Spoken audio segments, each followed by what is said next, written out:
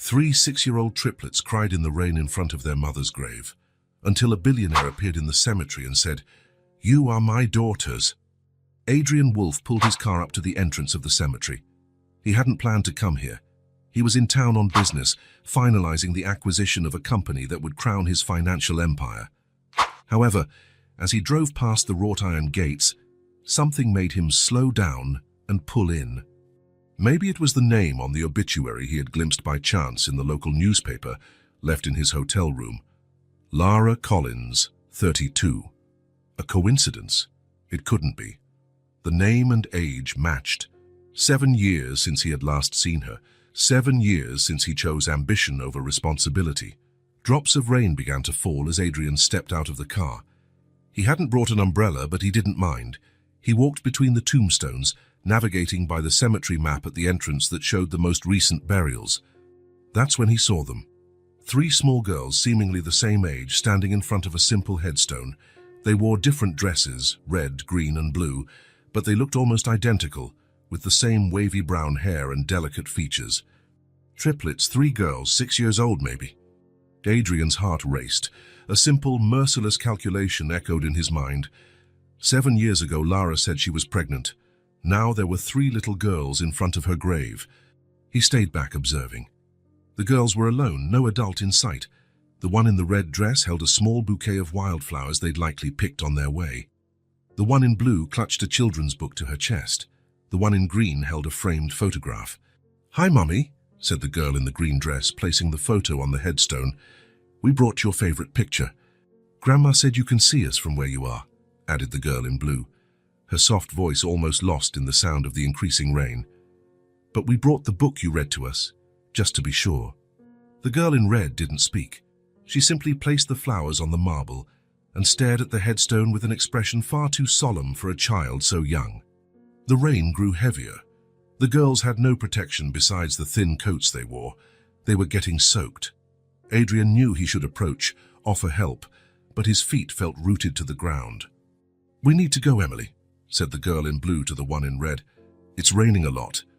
"Not yet, Naomi," replied Emily, her eyes fixed on the headstone. "We haven't told Mommy the news." "Oh, that's right," said the third girl in green excitedly. "Mommy, we started at the new school. It's far from home. We have to take a bus, but Grandma said it's better." "Sophie won a drawing prize," added Naomi, adjusting her glasses fogged by the rain. "And I learned a new song." Emily stayed silent, just watching the raindrops hit the stone engraved with her mother's name. Adrian finally found the strength to move forward. He couldn't leave them there in the rain alone. No matter how uncomfortable this moment was, no matter how many years he had spent running from responsibilities. "Hello," he said, stopping a few steps from the girls. All 3 turned simultaneously, surprised by the interruption. Up close, their resemblance was even more striking, but there were small differences. Emily had a firmer expression, brows furrowed in distrust. Sophie seemed more open, curious. Naomi was partially hidden behind her sisters, looking at him over her fogged glasses. Then Adrian saw something that made his heart stop for a moment. Their eyes. All 3 had his eyes. The same peculiar grey-blue shade he saw every morning in the mirror. "You shouldn't be here alone," he said, his voice rougher than he intended. "It's raining a lot. Where is your grandmother?" "Grandma is sick today," Sophie replied. "But we live nearby, so we came by ourselves." "We're not supposed to talk to strangers," said Emily, stepping forward as if to protect her sisters. "Let's go." She took her sister's hands, ready to leave. Something in her gaze, determination, courage, protectiveness, reminded Adrian so much of Lara that he felt as though he'd been punched. "Wait," he asked, I knew your mother." The girls paused. Emily let go of her sister's hands and turned to him. "How did you know her?" Adrian hesitated. What could he say, how to explain? The rain now fell mercilessly, soaking them all. "We were close a long time ago. Were you Mummy's friend?" asked Sophie, her eyes lighting up. "More than a friend," answered Adrian before he could think better of it. The rain ran down his face, disguising what might have been tears. The drops hit Lara's headstone, washing away the picture the girls had placed there. A photo of Lara smiling, older than Adrian remembered, with 3 babies in her arms. "What's happening? Who are you?" demanded Emily, her small body tense. Adrian looked at the three faces before him, faces that carried traces of Lara mixed with traces of his own. He took a deep breath, feeling the weight of this moment. "You are my daughters," he finally said, his voice choked with emotion. A heavy silence followed his words. Only the sound of rain falling, hitting the headstones, forming puddles on the ground. "No," said Emily, shaking her head. "Our father left before we were born. Mummy said he didn't want us." "It was a mistake," Adrian confessed. "The biggest mistake of my life." "If that were true, why didn't you ever look for us?" Emily's voice was firm, challenging, far beyond her few years. Adrian had no answer, or rather he had explanations, but none that could justify 7 years of absence. None that made sense in front of those accusing eyes that reflected his own. Sophie and Naomi looked from Emily to Adrian, confused, frightened, trying to process what was happening. A stranger, soaked by the rain, saying he was their father. The father they'd never known, who was rarely spoken of, a nearly mythical figure in their young lives. "Let's go," decided Emily, taking her sister's hands again. "Grandma must be worried." But Emily," began Sophie, looking at Adrian with curiosity. "Now, Sophie," Emily insisted, with an authority that didn't match her size. The three hurried away, exiting through the cemetery's side gate, three small, colorful figures running in the rain, leaving Adrian alone in front of Lara's grave. He stood there, motionless, water running down his face, soaking his expensive suit and his Italian leather shoes. None of that mattered now. For the first time in years, nothing he had achieved seemed to have any value. He knelt before the headstone, fingertips tracing the engraved name in the stone. Lara Collins, beloved mother and daughter. No mention of him. Why would there be? He had been nothing to her for the last 7 years, nothing to his daughters. His daughters. 3 girls who grew up fatherless, who now ran away from him in the rain. A memory struck him like lightning, clear and painful. 7 years ago. His small, simple apartment, so different from the luxury penthouse he lived in now. Lara sitting on the edge of the bed, looking at the pregnancy test in her hands. "I'm pregnant," she said simply. Adrian remembered the panic he felt. They were only 25 years old. He was starting his career, had just secured investment for his first company. He had plans, dreams, ambitions. "That can't be," was his first reaction. "You were on the pill." "I was sick last month, remember? The antibiotics must have interfered."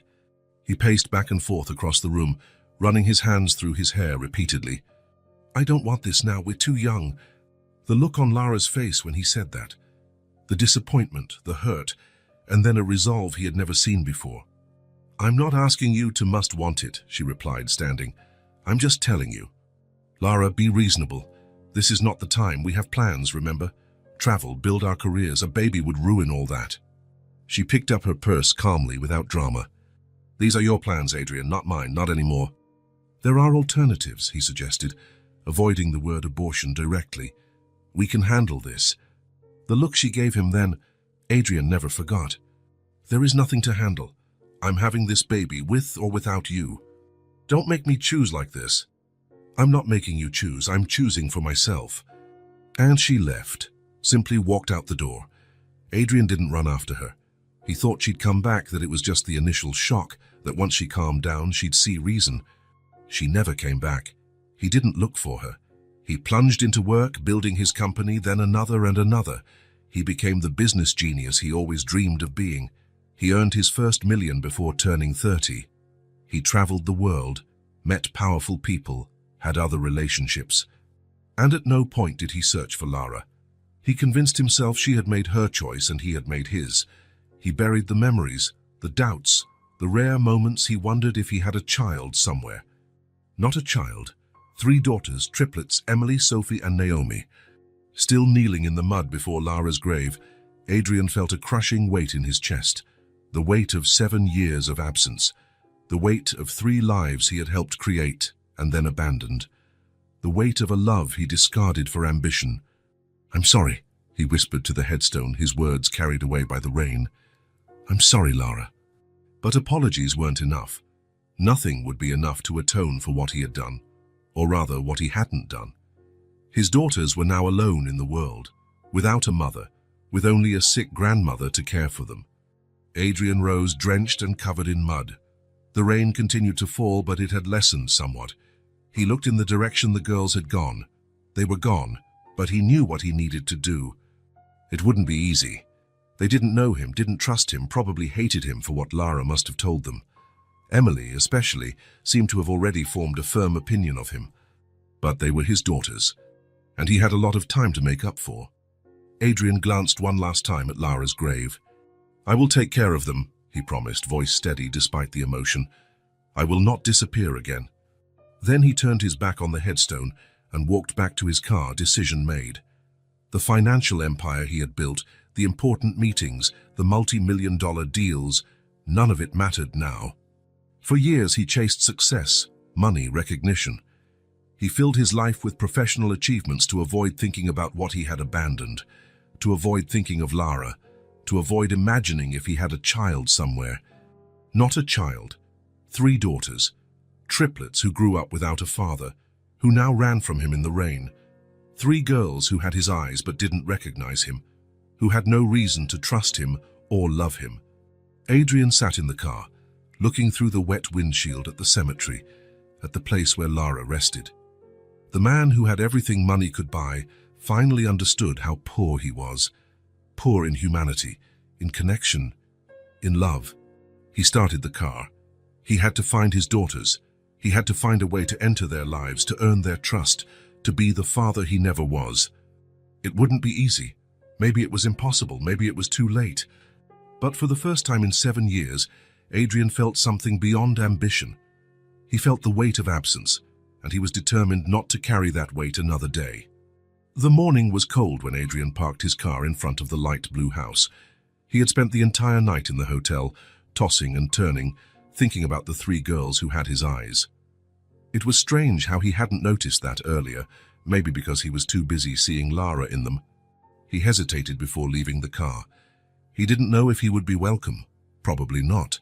But he had promised to return, and for the first time in his life, he was determined to keep a promise. The house looked different in daylight. The blue paint was peeling in several spots.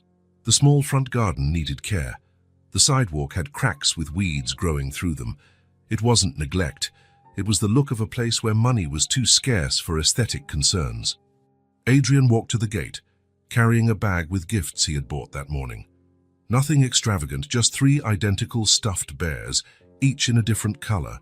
Red for Emily, green for Sophie, blue for Naomi. A childish attempt at connection, he knew, but he couldn't think of anything better. He knocked on the door and waited. No one answered. He knocked again, harder this time. Silence. He was about to knock a 3rd time when he noticed the side window curtain move slightly. Someone was watching.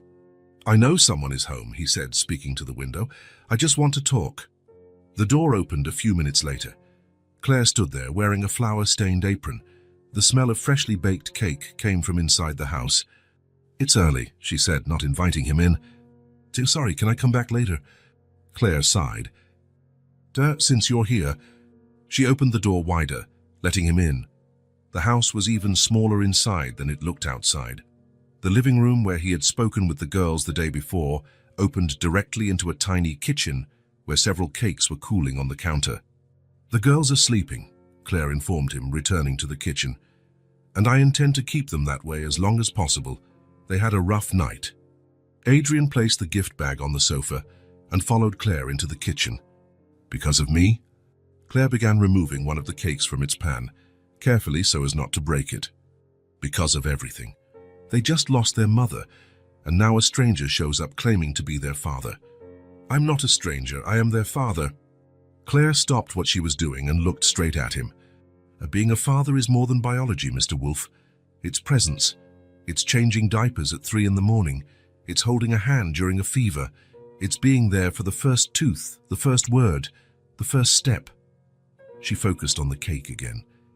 "It's standing by a hospital bed when the doctor says it's leukemia, and there's not much to be done." Adrian felt as though he'd been punched. Leukemia, so that's how Lara died. "I didn't know," he said, voice almost a whisper. "Of course you didn't. How could you?" Claire began wrapping the cake in aluminum foil with precise movements. "You never cared enough to look. You never wanted to know." Adrian had no defense. Every word she said was true. "Why are you here now?" Claire asked, wrapping another cake. "What changed?" It was a fair question, one he had been asking himself since he received the funeral invitation. "I don't know how to explain. When I learned Lara had died, something changed, as if a part of me that had been sleeping woke up." Claire gave a sad smile. "How convenient, to wake up now when she's no longer here to deal with your absence. I know it seems that way, but I want to try to make things right. I want to meet my daughters." "So, and what if they don't want to meet you?" The question hung between them. Adrian had no ready answer. "Then I'll respect their decision, but I want to at least give them that choice." Claire finished wrapping the last cake and sighed. "It's not that simple. They're 6 years old. They don't really understand what it means to have a father show up after so long. Then help me understand how I can do this the right way." Claire studied his face for a long moment, as if searching his eyes. "Why should I believe you're really interested? That you won't just disappear when you realize raising children is hard and expensive?" Adrian held her gaze. "Because I've changed. Because I don't want to be the man who abandoned Lara ever again. Words are easy. Then let me prove it with actions." Claire crossed her arms. "How do you intend to do that?" Adrian took a deep breath. "I would like to help financially to start. I know it won't buy back lost time, but it could make your life a bit easier." Claire looked away, her pride wrestling with practical needs. "We don't need charity." "It's not charity. It's responsibility. Responsibility I should have taken on 7 years ago." She fell silent for a moment, then pointed to the cakes on the table. "I sell these cakes to supplement my retirement. It's not much, but it helps. Or it used to when Lara was still here to take care of the girls while I made deliveries." Adrian looked at the cakes. There were at least 10 of them, small and simple. "How much do you make from each?" $25 each if I can sell all of them." He calculated quickly. $250, an amount he could spend on a single business dinner without a second thought. "Let me help," he insisted. "Not for me, for them." Claire turned her gaze away. "Things aren't easy," she admitted finally. "Lara had basic health insurance through her job, but most of the money went to treatment. What was left barely covered the funeral." "Where did she work?" "At a bookstore, part-time. The rest of the time she stayed home with the girls." Adrian felt a fresh wave of guilt. While he was building his empire, Lara struggled to survive on low-paying jobs. "The girl, are they in school?" Claire shook her head. "We had to pull them out after Lara got sick. We couldn't afford the tuition. I tried to homeschool them, but with caring for Lara, it became impossible. And now? Now we're waiting for a spot in the public school, but the waiting list is long." Adrian tried to keep a neutral expression, but inside he was devastated. His daughters didn't even have access to basic education. They need to go back to school as soon as possible. Claire gave a bitter smile. "You think I don't know that? Doesn't break my heart to see them losing their childhood." Her voice faltered. "But bills come every month. The mortgage is overdue, the electricity bill too.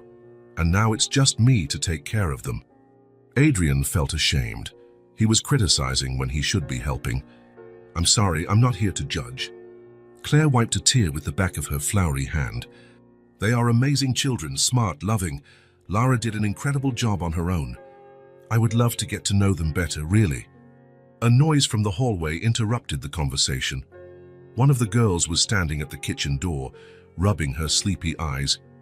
It was Naomi in her blue pajamas. "Grandma?" she murmured, then noticed Adrian. Her eyes widened.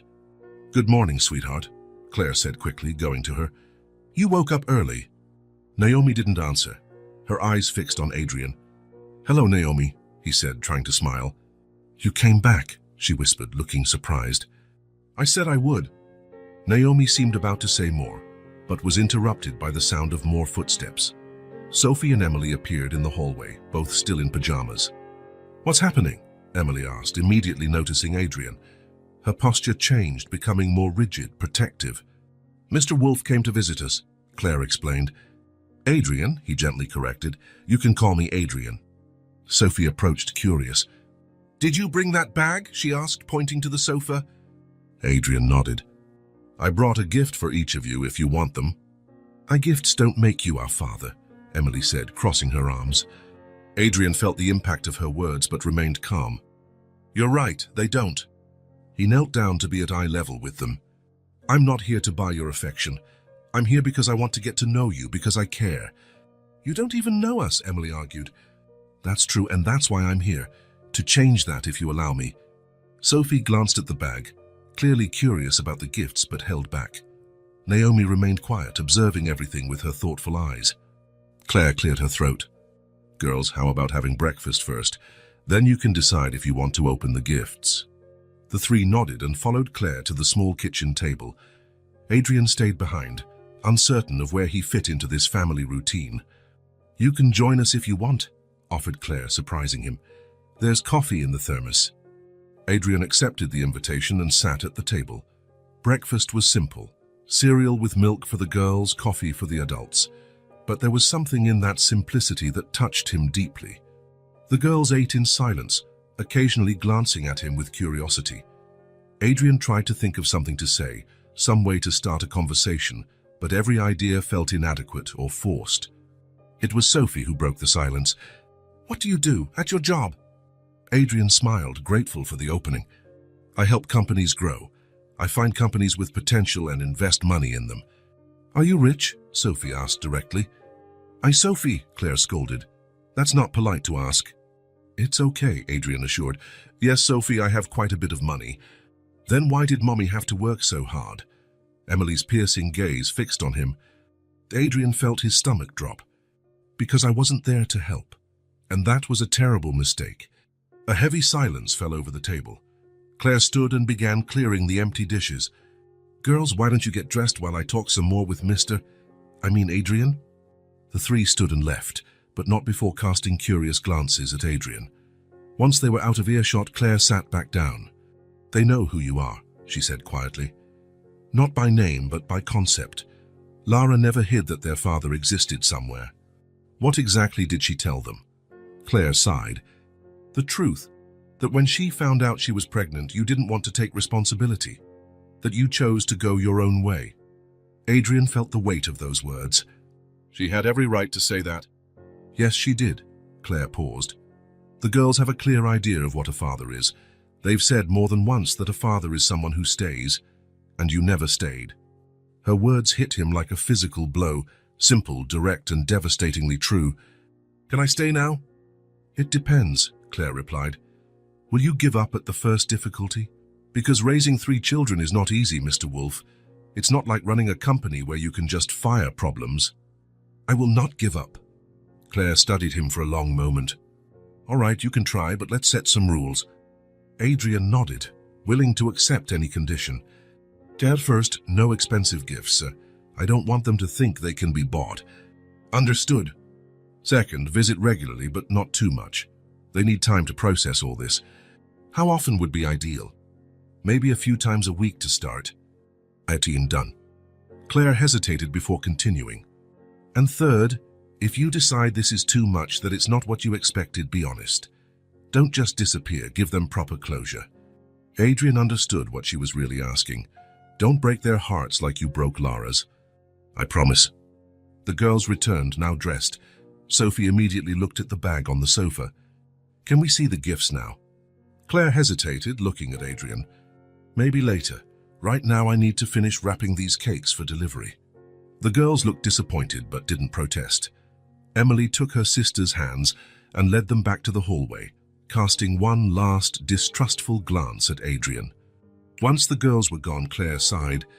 They need time, especially Emily. I understand.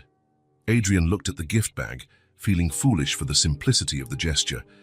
I'll leave the teddy bears here. They can look at them whenever they're ready. Claire nodded and returned to working on the cakes.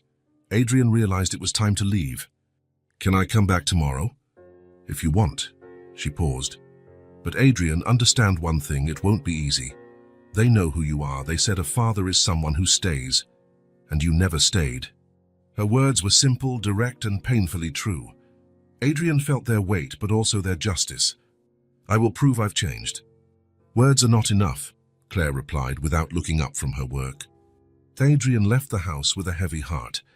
At the gate, he looked back. Through the window, he saw 3 small faces watching him. When they realized he had noticed, they quickly hid behind the curtain. The next day, Adrian returned, but this time he didn't knock on the door. He left a bag of children's books at the gate and sat on the sidewalk across the street. He stayed there for an hour, just watching the house. On the third day, he brought colored notebooks and crayons. Again, he left them at the door and sat at a distance. He noticed the curtain moved occasionally. They were watching him. On the fourth day, it rained. Adrian arrived with a basket of fresh food. Fruit, bread, cheese, things he'd noticed were missing during his brief visit. He left the basket on the covered porch and returned to his car. A week passed in this rhythm. Adrian showed up every day with something small and useful: pantry staples, school supplies, new clothes for the girls. He never knocked on the door or demanded to be let in. He just left the items and sat on the sidewalk or stayed in his car depending on the weather. Claire watched him from the window sometimes. Once she actually came out and offered him a cup of coffee, which he accepted gratefully. They briefly talked about the weather, Sophie's medications, how the girls were processing everything. But she never invited him in again. The girls were ghostly presences behind the curtains. Adrian knew they were watching him. Sometimes he saw 3 pairs of curious eyes peeking out. When he waved, the curtains closed quickly. He didn't know if he was doing the right thing. He didn't know if he would ever be accepted, but he knew he had to try. He had to show consistency, patience, persistence, everything he hadn't shown Lara. One day, as he was leaving a bag of fruits and vitamins at the gate, he noticed a small drawing taped to the door. 3 stick figures wearing brightly colored dresses, red, green, and blue. Next to them, a larger stick figure alone. There were no lines connecting them, no smiles on their faces, just those simple figures on paper. Adrian carefully took the drawing and put it in his shirt pocket, close to his heart. It was little, but it was a start, a silent acknowledgement of his existence.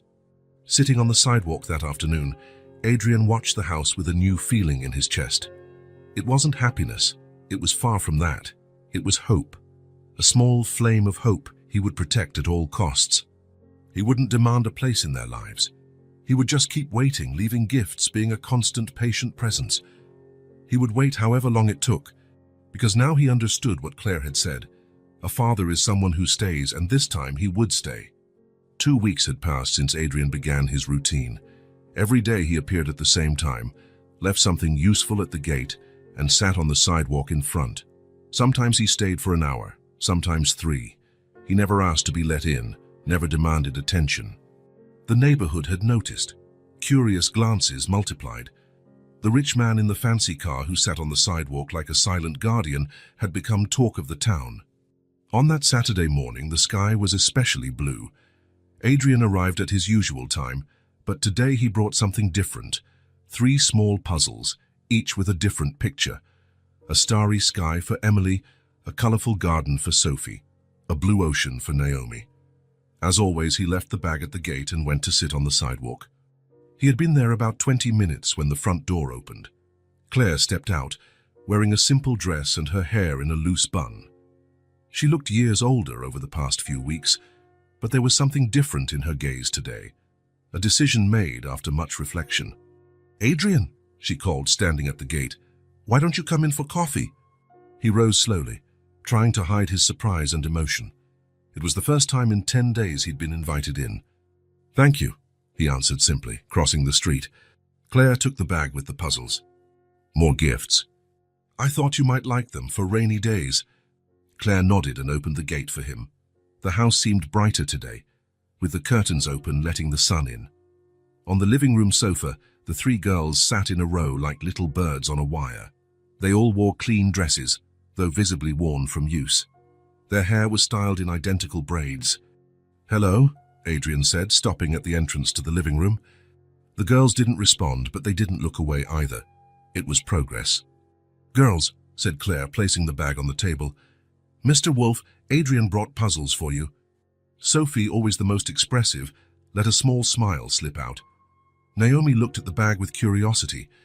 Emily kept her face serious, but her eyes betrayed interest. "I'll make coffee," Claire said, heading to the kitchen. "Why don't you show them the puzzles?" Adrian understood. Claire was giving him a chance. Slowly, as one approaches wild animals, he walked to the table and opened the bag. "This one has stars," he said, showing the first. "This one has flowers and butterflies. And this one has the ocean with colorful fish." The girls stayed on the sofa watching. "You can choose whichever you like," he continued, placing the 3 puzzles on the table. After a moment's hesitation, Sophie was the first to stand. She approached the table and pointed to the garden puzzle. "Can I have that one?" "Of course," Adrian replied, smiling. "I thought you'd like that one." Sophie took the box and went back to the sofa. Naomi was next, timidly stepping forward. "I want the ocean one," she said, her voice barely a whisper. "It's yours." Emily stayed on the sofa, but her eyes were fixed on the star puzzle. Adrian picked it up and held it out to her. "I thought of you when I saw this one." After a moment's hesitation, Emily stood and took the puzzle, returning quickly to her spot on the sofa.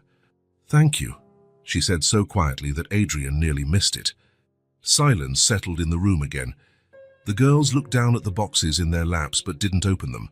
Adrian sat in the armchair by the window, giving them space. The tick-tock of the clock on the wall sounded deafening. Claire returned with a tray, bringing coffee for her and Adrian and 3 cups of juice for the girls. "Why don't you open the puzzles on the dining table?" she suggested. "There's more room there." The 3 nodded and took their gifts to the table. Adrian and Claire stayed in the living room, watching them from a distance as they sipped coffee. "They talked about you last night," Claire said quietly. "They asked why you keep coming back." "And what did you say?" "The truth, that you want to get to know them." Adrian looked at the girls, now absorbed in sorting the pieces of their puzzles. "Thank you for giving me this chance." Claire sighed. "I'm not doing this for you.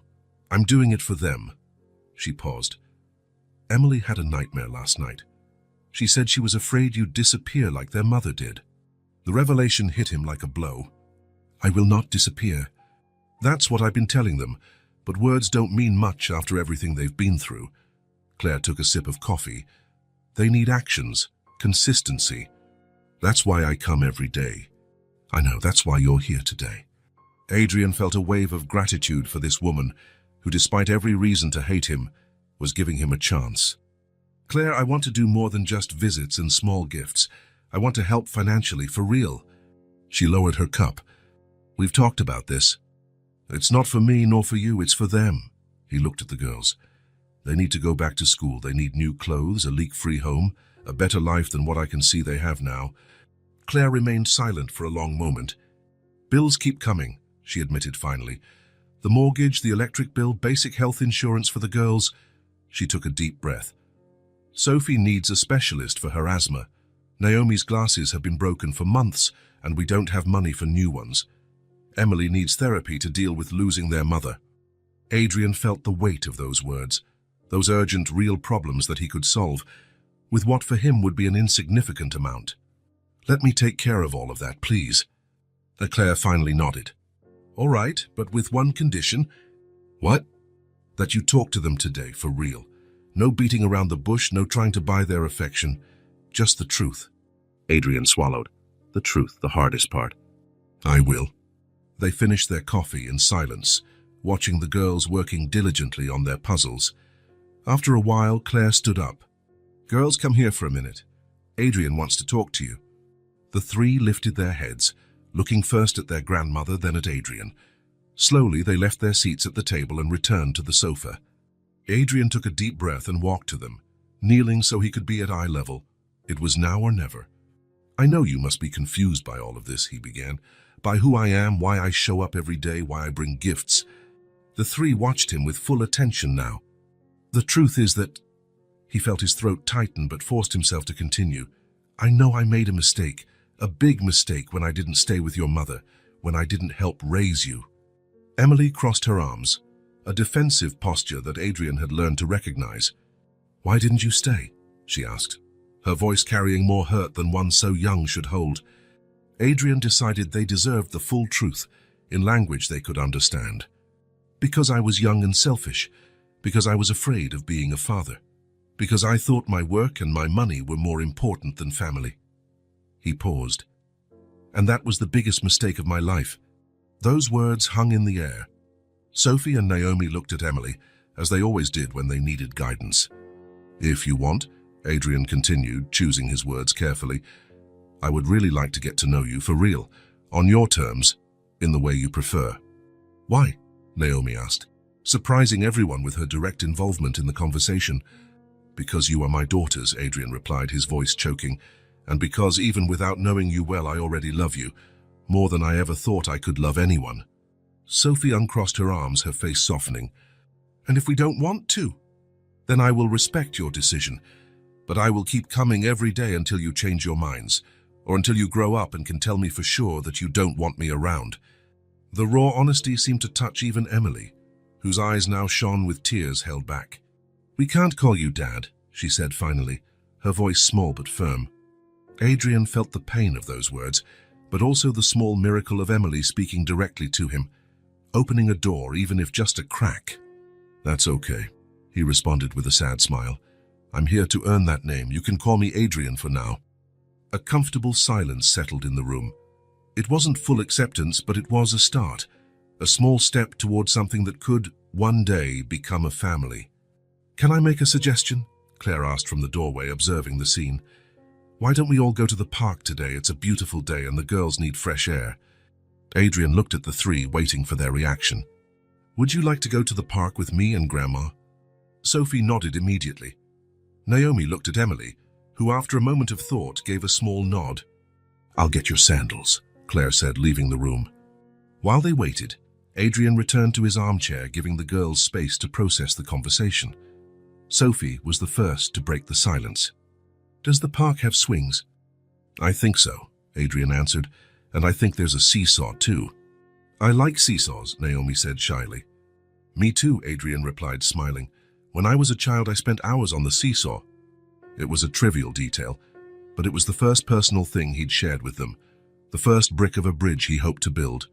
Claire returned with the girls' sandals and a small bag. Ready? The park was a few blocks from the house. They walked together, Adrian and Claire on the ends, the three girls between them.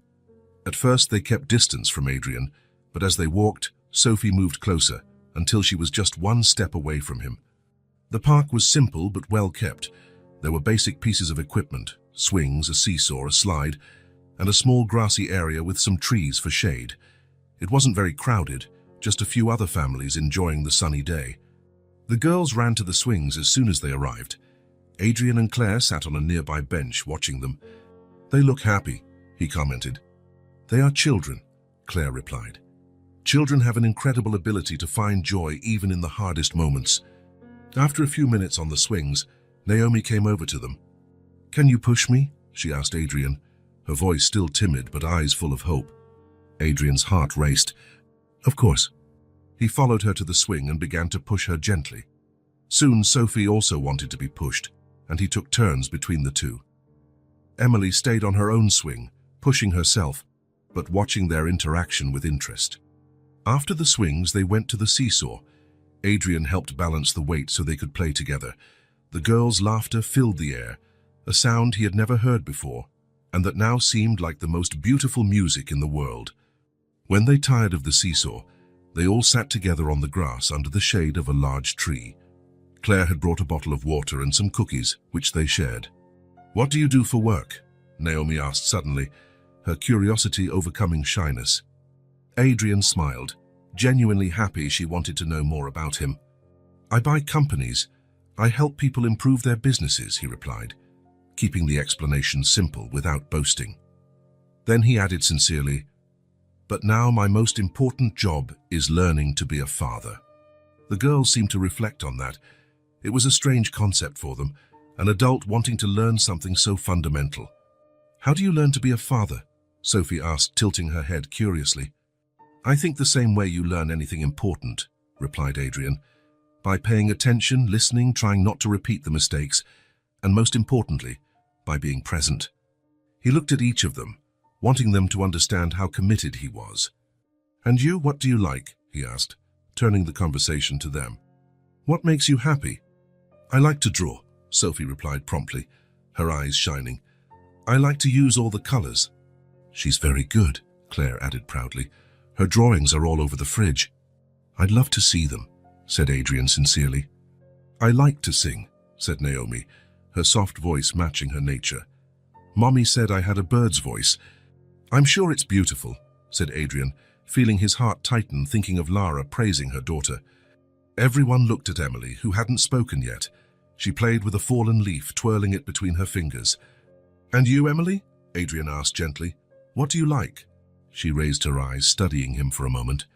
Then, as if she'd made an important decision, she answered, I like stories, especially those with a happy ending. The response took him by surprise. There was so much in those simple words. Hope despite everything she'd been through, a desire for something better, maybe even a slightly open door for him. Stories with happy endings are the best, Adrian agreed, holding back emotion. The silence that followed wasn't awkward. It was comfortable, full of possibilities. For the first time, the conversation had been genuine. They were no longer strangers forced into a difficult situation. They were people beginning to get to know each other, forming bonds. Grandma makes the best chocolate cake in the world, Sophie said suddenly, changing the subject entirely as only children can. Really? Adrian responded, joining the conversation enthusiastically. Yes, confirmed Naomi, with dripping frosting. Now I want to try it, said Adrian, smiling at Claire. Maybe one of these days, she replied. And there was something in her voice suggesting that day might not be far off. They stayed in the park for another hour. The girls played on the slide, ran on the grass, chased butterflies. Adrian and Claire talked about practical things, the school the girls would attend, the doctors they needed to visit, plans for the immediate future. As evening approached, they gathered to go home. On the way back, something happened that Adrian didn't expect. Sophie reached out her small hand and held his. It was a simple, instinctive gesture, the kind children do without much thought. But to Adrian, it felt as though the entire world had stopped. Naomi, seeing her sister, did the same on the other side. Emily kept her distance, but she no longer seemed so hostile. They walked like that back to the house, a small family forming. It wasn't perfect, far from it. There was much to rebuild, much to learn, much to forgive. But it was a beginning. And for someone who had almost lost everything, a beginning was more than enough. A month had passed since that first park outing. The routine was now different. Adrian came every day after work, had dinner with them, helped bathe the girls, read bedtime stories. On weekends, he took them out, to the zoo, the movies, small fairs in the town square. The changes in the house were visible. The roof no longer leaked. The refrigerator was always full. The bills were paid on time. The girls had returned to school, wearing new uniforms and carrying colorful backpacks. Sophie got proper treatment for her asthma. Naomi wore new glasses with blue frames that matched her favorite dresses. Emily had started therapy twice a week. It was a Thursday night. The girls were already asleep. Adrian and Claire sat in the living room having tea. There was a calm between them now, a silent understanding. You've been good to them, Claire said, breaking the silence. Adrian smiled softly. They've been good to me. Emily said, you're not as bad as she thought. Adrian chuckled quietly. Coming from her, that's practically a declaration of love. Claire smiled, but there was something in her eyes, an important decision to share. There's something I want to show you, she said, standing up. Wait here. Adrian nodded, curious. Claire left the room and returned a few minutes later, carrying a worn shoebox and a yellowed envelope. She sat next to him on the sofa. After Lara found out about the illness, she organized a few things. For the girls, for me. Claire opened the box. And somehow for you too. Adrian looked at the box, feeling a knot form in his throat. Claire took out a photo album from inside, simple, with a blue synthetic leather cover. She made this so the girls wouldn't forget her, but I thought you should see it too. With slightly trembling hands, Adrian took the album. He opened it to the first page. It was a photo of Lara sitting on a hospital bed, smiling tiredly with 3 small bundles in her arms. Below, a date and a simple note. The day we became 4. He turned the page. Lara breastfeeding the babies, Lara changing diapers, Lara asleep in a chair with Emily on her lap. Each image showed a young woman exhausted but radiant. Adrian ran his fingers over the photographs as if he could touch those moments, that life that had happened without him. The following pages showed the girls growing up. First teeth, first steps, first day at daycare. Simple birthdays with homemade cakes and few presents but many smiles. In every photo, Lara looked a bit more tired, a bit thinner, but her smile for her daughters never faded. Adrian could see the overflowing love in her eyes, the same look he now saw in triplicate every day. She worked 2 jobs when they were babies, Claire commented as he flipped through the album. Mornings at the bookstore, nights cleaning offices. I stayed with the girls while she worked. Adrian couldn't speak. The guilt, the shame, the admiration for that woman who raised his daughters alone, it all overwhelmed him. She never complained, Claire continued. Not once. She said every second of exhaustion was worth it when she came home and they ran to hug her. Adrian came to a photo that made him stop. Lara in a hospital bed, visibly sick, with the 3 girls by her side. Even there, weak and debilitated, she smiled at them. The date showed it was taken just 2 months before her death. When she knew she didn't have much time, Claire's voice broke. Her only concern was what would happen to the girls. She didn't have enough life insurance, no savings. She only had me, an old woman with a small pension. Adrian closed the album, unable to see more. His vision blurred by tears he refused to shed. "I'm so sorry," he whispered. "If I had known." "But you didn't," Claire interrupted without resentment, just stating a fact. "Because you chose not to know." She took the envelope and handed it to Adrian. "She wrote this a week before she died. She asked me to keep it, said that maybe one day you'd show up." Adrian took the envelope with trembling hands. His name was written on the front, in the delicate handwriting he still remembered. He opened it carefully, as if handling something precious and fragile. Inside was a single sheet of paper with a few lines. "Adrian, if you are reading this, it means you have finally met our daughters. Yes, ours. Because despite everything, they have your blood, your eyes, and sometimes, when Emily furrows her brow in concentration, I see you in her. It was hard to raise the girls without you. Thankfully, my mother helped me. I hope that one day you regret never wanting to know them. They are very special. They deserve a future better than mine. I hold no grudges, Adrian. I didn't have time for that. Life is too short to waste on bitterness. I only hope that if one day you find them, it is to stay. They have already lost a mother. They don't deserve to lose a father twice." Lara? The tears Adrian tried to hold back finally escaped. They ran down his face silently at first, then in sobs that shook his shoulders. He no longer had strength to deny or pretend control. Only the raw, bare truth of his abandonment, the suffering he caused, the life he could have had. Claire placed her hand on his shoulder, a gesture of compassion he didn't deserve but accepted gratefully. "I never knew," he said through sobs. "I never tried to know. How could I have been so selfish?" "The past can't be changed," Claire replied softly. "But the future is still in your hands." Adrian reread the letter, each word like a sharp blade in his heart. "I hold no grudges." How did she manage that? How could she be so strong, so generous, while he was so weak, so petty? "They look so much like her," he murmured.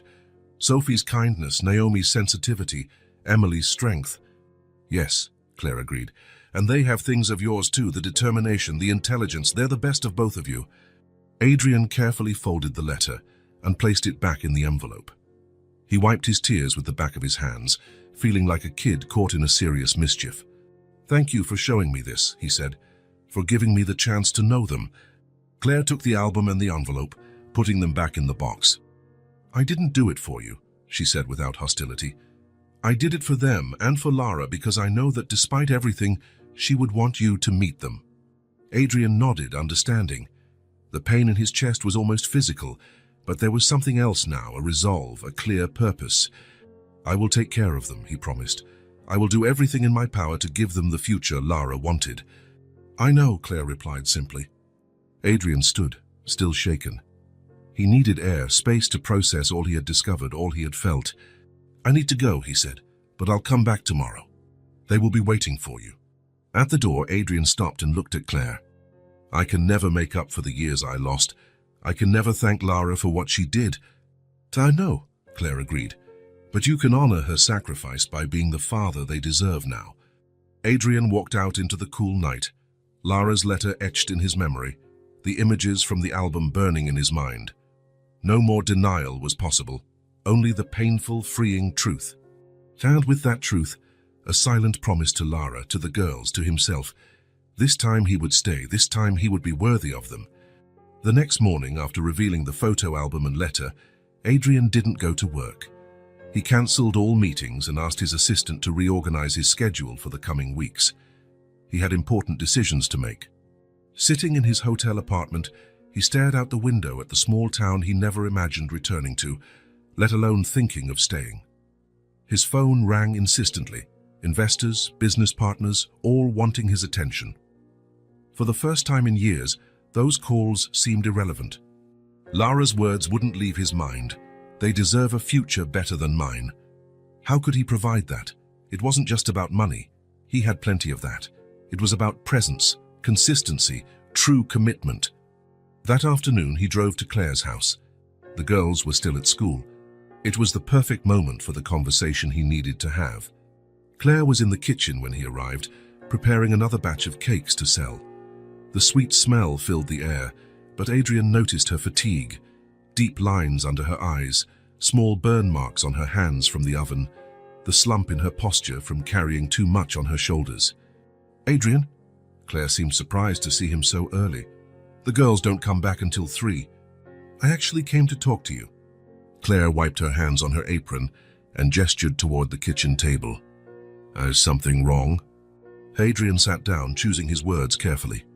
"I spent the night thinking. About Lara's letter, about the girls, about you." Claire waited patiently. "I've seen how hard it is for you," he continued. "The bills, the house, caring for the girls, the cakes." He gestured to the kitchen. "It's too much for one person." "We're managing," Claire replied, with the pride of someone who's always solved everything alone. "I know, and I admire your strength, but it doesn't have to be like this anymore." Adrian took a deep breath. "I want to propose something permanent, not just occasional financial help." Claire crossed her arms, skeptical. "What kind of proposal?" "You don't need to sell cakes anymore. I want to take care of you with respect and consistency." Claire uncrossed her arms slowly. "Why?" "Because it's the least I can do after so many years away. Because I want to make up in some way for what Lara and you sacrificed." "And how long will this arrangement last?" Her question was direct, no beating around the bush. "Until you get tired, until a better opportunity comes along somewhere else." Adrian understood the fear behind her words, the fear that he would disappear again, leaving an even bigger void than before. "I will stay, Claire, for as long as necessary, forever if you'll have me." She studied him as if trying to read his soul. "The girls are getting attached to you. Sophie already asks about you when she wakes up. Naomi draws you in her schoolwork. Even Emily." She hesitated. "Even Emily smiles when she hears your car pull up." The revelation made Adrian's heart tighten. He hadn't realized how much he was already intertwined in their lives. "If you leave now," Claire continued, her voice firm, "you will break something in them that might never heal." "I won't leave." Words are easy, Adrian. Lara heard them too. The blow was sharp but fair. "I know." Adrian held her gaze. "But I'm not that immature, selfish guy anymore. I've discovered there are things more important than money or success." Claire didn't answer immediately. She got up and went to the window, looking at the neglected garden. "This house holds many memories," she said, as if thinking aloud. "Good and bad. Lara grew up here. The girls were born here. We can find a new place," Adrian suggested. "Bigger, more comfortable, close to their school." Claire turned to him. "Oh, and where would you stay?" The question hung in the air. Adrian hadn't thought about that concretely. I could find a place nearby." "And how do you intend to be a present father living somewhere else?" Adrian understood her point. "You're suggesting I live with you?"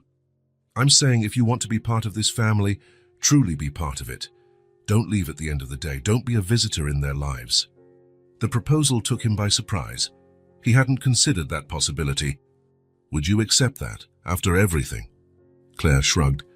"It's not about me. It's about them, about what's best for their future." Adrian reflected for a moment. Living with them would mean changing his life completely, leaving his apartment in the capital, reorganizing his businesses, putting down roots in a small town. But it would also mean waking up and seeing his daughters every day, being there for breakfast, for dinner, for homework, truly knowing them, not just in planned visits. "This time I'm here to stay," he said, emotional, "for real." Something in Claire's expression softened. "Then let's do this right." In the following weeks, their lives changed completely. Adrian found a spacious house on the outskirts of town, close enough to the school for the girls to walk. It had 4 bedrooms, a large yard, and a kitchen that made Claire's eyes light up. The move was quick. There wasn't much to take from the old house, just clothes, the girls' toys, a few keepsakes. Adrian provided the rest. New furniture, modern appliances, everything they might need. The girls participated in decorating their rooms. Sophie chose green walls and a boat-shaped bed. Naomi opted for light blue walls with glow-in-the-dark stars on the ceiling. Emily, always more reserved, asked for a large bookshelf, but Adrian noticed how her eyes lit up when he brought wallpaper with a world map for her room. Adrian set up a home office where he could run his businesses without constant travel. He hired a team to manage day-to-day operations at his offices in the capital. His partners didn't understand the sudden change, but he was firm. His priorities had shifted. Claire got a comfortable bedroom with a small balcony overlooking the garden. In the first days, she seemed disoriented by the sudden comfort, by not having to wake at 5 to bake cakes, by having time for herself. "What do I do now?" she asked Adrian a week after the move. "Rest," he replied. "Take care of your health. Do what you always wanted but never had time for." And she laughed, a sound Adrian rarely heard. "I don't even know what I used to enjoy." "You have time to find out." The new routine took hold gradually. Adrian took the girls to school every morning. At first, he was awkward, forgetting backpacks, lunchboxes, homework. The girls laughed at his mistakes, and even Emily occasionally corrected him with a small smile.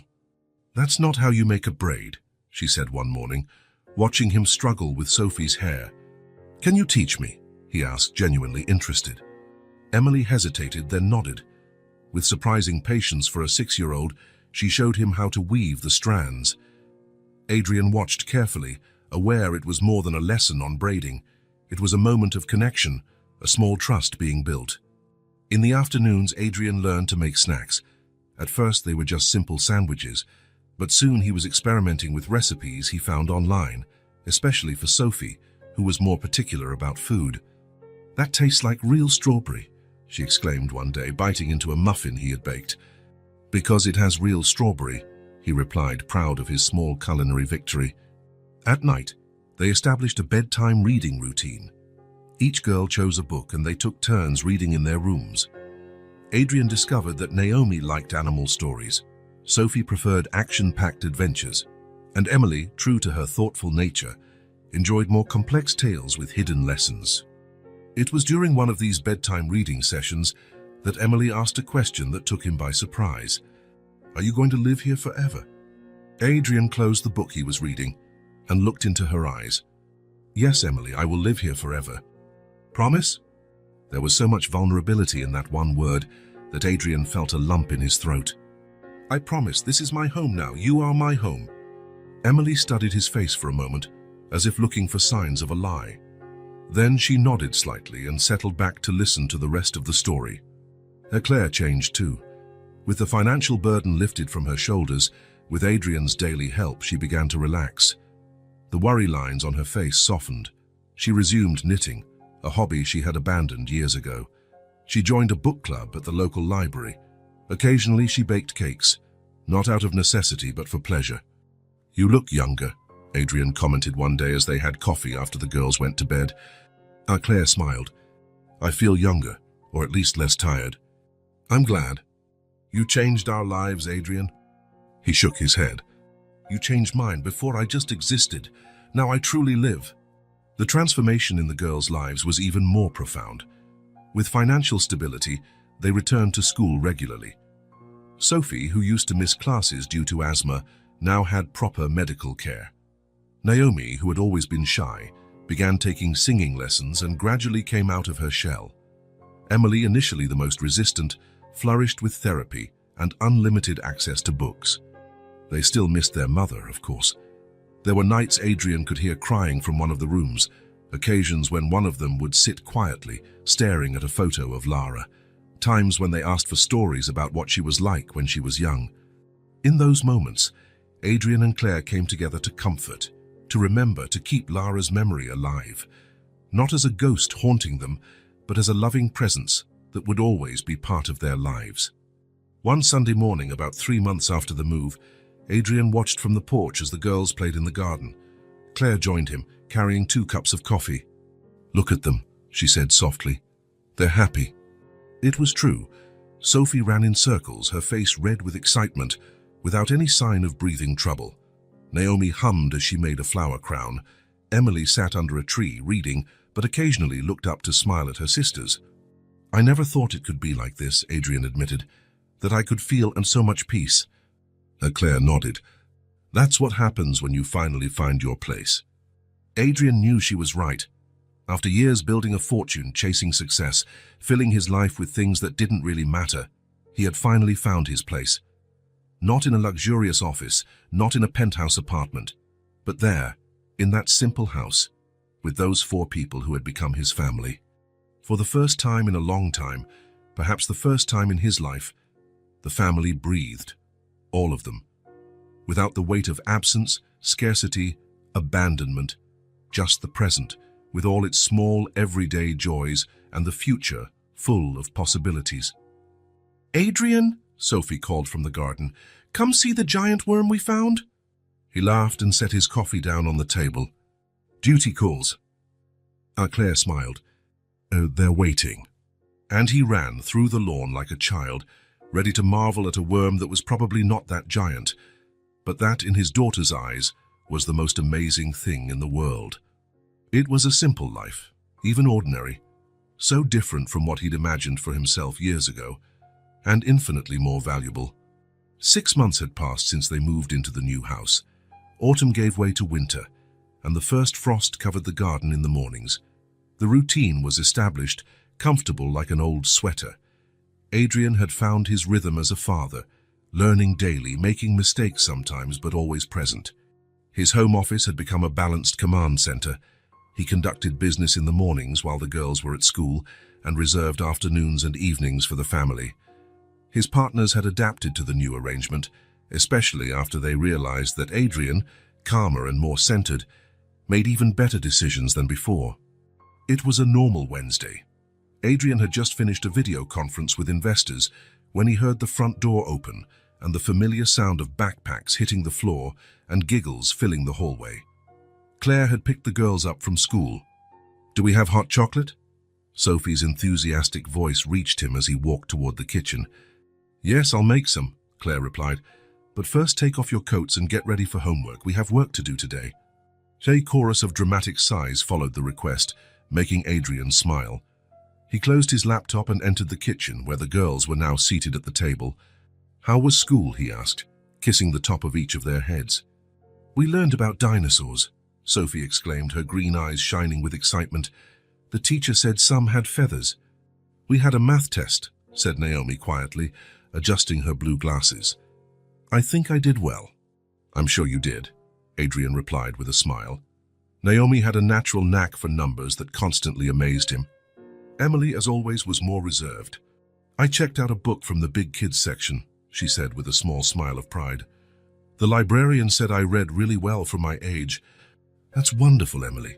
Adrian sat at the table while Claire served hot chocolate for everyone. "Which book did you pick?" Emily pulled out a worn copy of The Secret Garden from her backpack. She said it's about a girl who discovers a hidden garden and makes friends. "That's one of my favorite books," Claire commented, sitting with her own cup. "Lara loved it when she was little." Mentioning Lara no longer brought that heavy silence it once did. Now it felt like a gentle presence they could share with fondness.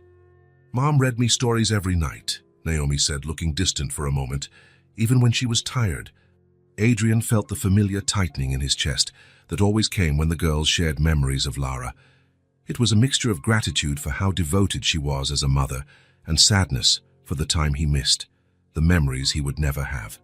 "She was a wonderful mother," he said simply. "Do you think she would be happy you're here now?" Sophie asked suddenly, with the candid directness only children have. The question caught Adrian off guard. He looked at Claire, who nodded slightly, encouraging him. "I think so," he replied after a moment. "Your mother wanted the best for you always. She wrote that in the letter she left." "Grandma showed us the letter," said Emily, "last night." Adrian looked at Claire, surprised. "I thought it was time," she explained. "They have a right to know their mother's words." He nodded, understanding. The girls had matured a lot in the past months. Therapy was helping Emily process her feelings. Naomi was more confident. Sophie, always the most adaptable, blossomed with stability. "Oh, and what did you think of the letter?" Adrian gently asked. "Mom wasn't mad at you," said Naomi, thoughtful. "Just sad." "She wanted you to find us," added Sophie, "and you found us." Emily took a sip of her hot chocolate before speaking. "She said we deserve a better future. Are you trying to give that to us?" The question was so direct, so profound, coming from someone so small, that Adrian felt his throat tighten. "Yes, Emily, I'm trying with all my heart." Emily nodded as if confirming something she already knew. "Let's finish the hot chocolate and start homework," Claire suggested, noticing the emotion in the air. "Do you have a lot to do today?" "I have to write about what I want to be when I grow up," said Sophie. "I have math problems," said Naomi. "I need to read 2 chapters and answer questions," added Emily, pointing to her new book. They finished the hot chocolate, and the girls began pulling notebooks and books from their backpacks. Adrian helped organize materials on the table, while Claire prepared dinner. It was an arrangement that worked well. She cooked, he supervised homework. Both had found their roles in this new family setup. Adrian was about to return to his office to finish some emails when he heard Sophie's voice. "Daddy, help with homework." He froze in place. It was the first time any of them had called him that. "Daddy." A simple word, 3 syllables carrying a world of meaning. He turned slowly, unsure if he'd heard correctly. Sophie looked at him expectantly, holding a pencil and an open notebook. Next to her, Naomi and Emily watched his reaction, as if testing the waters. "Of course," he replied, his voice slightly trembling. "Of course I'll help." He sat down among them, aware that something fundamental had changed. An invisible barrier had been broken. From the corner of his eye, he saw Claire in the kitchen doorway, watching with a soft smile. "So," he said, trying to act normally despite the emotion, "what do you need help with?" "I don't know what to write about what I want to be when I grow up," said Sophie, showing the blank page with just the title at the top. "Well, what do you like to do?" Adrian asked. "What makes you happy?" Sophie thought for a moment, biting her pencil. "I like to draw, and to make up stories for my drawings." "That sounds like an artist or maybe a comic book writer," suggested Adrian. Sophie's eyes lit up. "Can I be that? A person who tells stories with drawings?" "Of course you can. You can be whatever you want to be." As Sophie began writing enthusiastically, Adrian turned to Naomi. "And you, math, right?" Naomi nodded, showing him a notebook with addition and subtraction problems. "Some are hard. Let's look at them together." With patience, Adrian guided Naomi through the problems, using concrete examples to explain concepts. He discovered she understood quickly when she visualized numbers as groups of objects. "So if I have 19 apples and give 7 to someone, how many are left?" 19 minus 7. Naomi counted on her fingers. 12. "Exactly." Finally, he turned to Emily, who was already reading her book, completely absorbed. "Do you need help with any difficult words?" She looked up from the book. What is melancholy?" "It's a kind of sadness," Adrian explained, "when you feel a bit down and thoughtful." Emily nodded, understanding. "Like when it rains and we look out the window thinking about things." Adrian smiled. It was a perfect description. So it's exactly like that. They worked together for nearly an hour. Adrian was surprised by how easily the girls accepted his guidance now, by how they trusted his explanations. A few months ago, Emily barely spoke to him. Naomi was too shy to ask for help. And Sophie, though always friendly, kept a certain emotional distance. Now they sat close to him, asking questions, laughing at his jokes, sharing their thoughts. And they had called him Daddy. Not Adrian, not Mr. Wolf, but Daddy. The word he never imagined he'd hear, a word he didn't deserve, but was now determined to honor. When they finished, Sophie closed her notebook with a dramatic flourish. "All done. I'm going to be a comic book artist and draw adventures about 3 sisters with superpowers." "I can't wait to read it," Adrian said, smiling. Suddenly, Sophie leaned in and hugged him, her little arms wrapping around his neck. "Thank you, Daddy, for helping us." Adrian felt the warmth of that small body against his, the pure trust of that embrace, and something inside him, something hard and cold he had carried for years, began to melt. Naomi moved closer too, resting her head on his shoulder. "It was good that you came into our lives," she said, her voice soft as always but full of sincerity. Emily didn't move from her spot, but she met Adrian's eyes and nodded slightly. "It really was," she agreed with that seriousness that characterized her. "It used to be harder." Adrian tried to respond, to thank them, to say how much they meant to him, how they had transformed his empty life into something full of purpose and love. But words didn't come. His throat was tight with emotion, his eyes burned with tears he fought to hold back. Instead of speaking, he just hugged Sophie and Naomi tighter, extending an arm to include Emily, who hesitated for a moment before stepping in and allowing the group hug. The tears Adrian had tried to hold back finally escaped, running silently down his face. They weren't tears of sadness or regret like the ones he had shed when reading Lara's letter. They were tears of pure gratitude from a man who had been given a second chance he didn't deserve, but was determined to honor for the rest of his life. Claire watched from the doorway, her own eyes glistening. She knew better than anyone what that moment meant, not just for Adrian, but for the girls too. Healing was happening, slowly but steadily. The family Lara had dreamed of for her daughters was forming in a way no one could have predicted. Dinner that night was joyful, full of conversation and laughter. The girls shared stories from school, talked about weekend plans, discussed what they wanted for the approaching holidays. Adrian and Claire exchanged occasional glances across the table, a silent communication between adults who understood the preciousness of the moment. After dinner, after desserts, chocolate pudding Claire had made, after the kitchen was tidied with all three girls helping without complaint for the first time, came bath and bedtime. Adrian, as he had for every night now, took part in the ritual. He helped Sophie find her unicorn pajamas, listened to Naomi practice a new song she was learning, discussed with Emily the first chapter of her new book. When they were all in pajamas, teeth brushed, ready for bed, he went from room to say goodnight, as he did every night. First Sophie, then Naomi, and finally Emily, the order they had naturally established. In Sophie's room, she was already under the covers, hugging the green teddy bear he had given her months ago.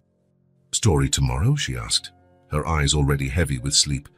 "The best one," Adrian promised, tucking the blanket around her. Sophie sat up slightly, and with a quick motion kissed his face. "Good night, Daddy." Once again the word hit him like a wave of warmth. Adrian smiled, unable to speak, and kissed her forehead in return. In Naomi's room he found her already asleep, her glasses still on her face. Gently he took them off and placed them on her bedside table. He tucked the blankets around her, careful not to wake her. Even asleep, she seemed to smile. Finally, Emily's room, the tidiest of the three, with books neatly lined on the shelf and drawings carefully pinned to the wall. She was sitting on the bed, still reading. "Just one more page?" she asked before he could speak. Adrian smiled. Just one more." He sat on the edge of the bed, waiting patiently as she finished the paragraph. When she closed the book, Emily surprised him with a question. "Did you know we were waiting for you?" Adrian blinked, confused. "What do you mean?" "Mommy said that one day you would come. That one day you'd realize what you'd lost." Emily spoke without looking at him, her fingers tracing the outline of the book in her lap. "I didn't really believe it, but Sophie and Naomi did." Adrian felt his heart tighten. "I'm sorry it took me so long." Emily finally looked at him. "You came, that's what matters." With that, she lay down and pulled the blanket up to her chin. Adrian covered her properly, making sure she was comfortable. "Good night, Emily." "Good night, Daddy." The word coming from Emily, the most resistant, the most suspicious, was the most precious gift he could receive. Adrian felt tears return to his eyes, but he didn't mind hiding them. He turned off the light, leaving only the small lamp Emily preferred on, and headed for the door. He was about to leave when he heard her small voice, clear in the dim light. "We love you." Adrian froze, hand on the doorknob, heart beating so hard it felt like it would burst. "I love you too," he answered, his voice thick with emotion. "More than I ever thought I could love anyone." He closed the door softly and stood in the hallway for a long moment, letting the tears flow freely now. Tears of gratitude, of love, of completeness. Claire found him there, leaning against the wall, his face wet. She said nothing, just took his hand and squeezed it gently. A simple gesture that said everything that needed to be said. Together they walked to the living room, where the fireplace crackled and 2 cups of tea waited. The house was silent, warm, safe. A home, in the truest sense of the word. Spring arrived in full force. The garden of the new house exploded in color. Tulips, daffodils, fragrant lilacs. The trees Adrian had planted with the girls in autumn began showing their first leaves. It was a perfect Saturday in April. Claire sat in the garden, a book open in her lap, reading glasses perched on her nose. She watched Adrian washing the car in the driveway. A common, everyday scene, and yet, for all of them, extraordinary. A year had passed since that encounter in the cemetery. A year of transformations, challenges, learnings. A year of healing. Claire had changed. She no longer sold cakes out of necessity. She now had friends, a book club, time for herself. The deep lines under her eyes had faded. She smiled more. Adrian was a different man, too. He still ran his businesses, but now from home with completely different priorities. He had learned to braid hair, to make snacks, to listen to children's stories without rushing. He discovered there was more satisfaction in a drawing stuck on the fridge than in any $1,000,000 contract. The girls would return soon from their art class. They insisted they could make the walk on their own. "We're big now, Daddy." And the school was only 3 blocks away. Still, Adrian couldn't help feeling anxious until he saw them turn the corner. His thoughts were interrupted by excited voices. The girls appeared, carrying their sketchbooks, chatting and laughing with each other. When they saw him, their faces lit up. "How's Daddy?" 3 voices in unison, 3 pairs of legs running toward him. Adrian barely had time to drop the drying cloth before they collided into him in a collective hug. "Easy there," he laughed, staggering. "You're going to knock me over like that." "Look what I drew." Sophie was the first to step back, showing a colorful painting of a house with 5 figures. "I wrote a song in class," said Naomi, her voice more confident now. "I finished the book you gave me," added Emily. "And the teacher said my essay was the best in the class." Claire watched the scene, smiling. The man who once walked away from everything out of fear was now the family's gravitational center, the safe harbor to which the girls ran with their joys. "Grandma!" Sophie finally spotted Claire and ran to show her drawing. After the initial excitement, the girls went inside to change clothes. Adrian joined Claire in the garden. "They're so independent," she remarked. "They grow up too fast," Adrian agreed.